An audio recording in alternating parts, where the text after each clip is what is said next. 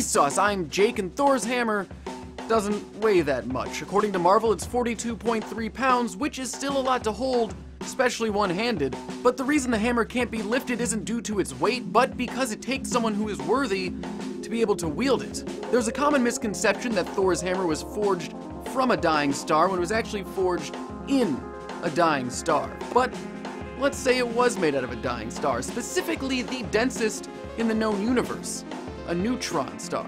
Once a massive star dies and goes supernova, the core may collapse to such a degree that the protons and electrons smash together to form neutrons, giving us a celestial body that can contain 2 times the mass of the sun within an object that is only 12 miles in diameter.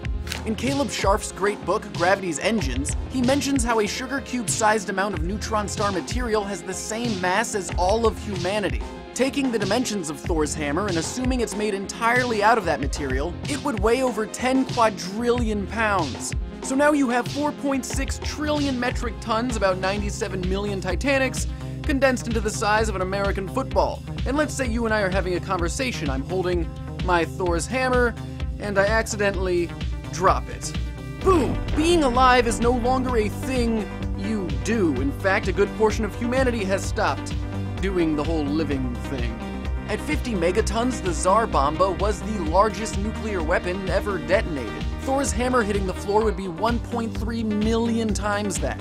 The closest comparison would be the Chicxulub asteroid, which is thought to have eradicated the dinosaurs.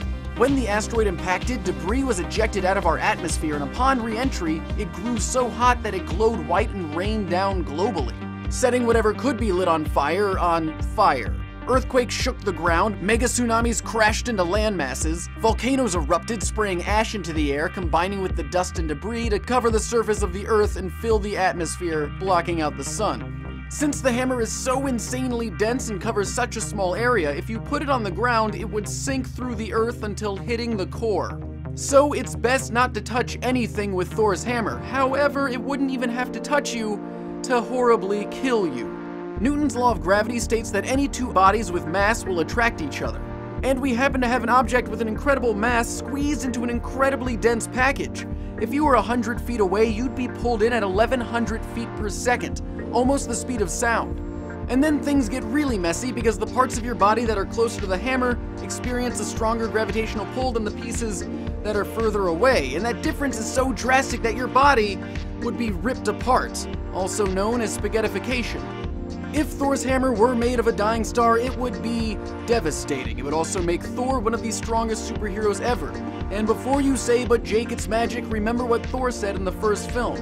Your ancestors called it magic, you call it science. I come from a land where they're one and the same. Or, in the words of author Arthur C. Clarke, any sufficiently advanced technology is indistinguishable from magic.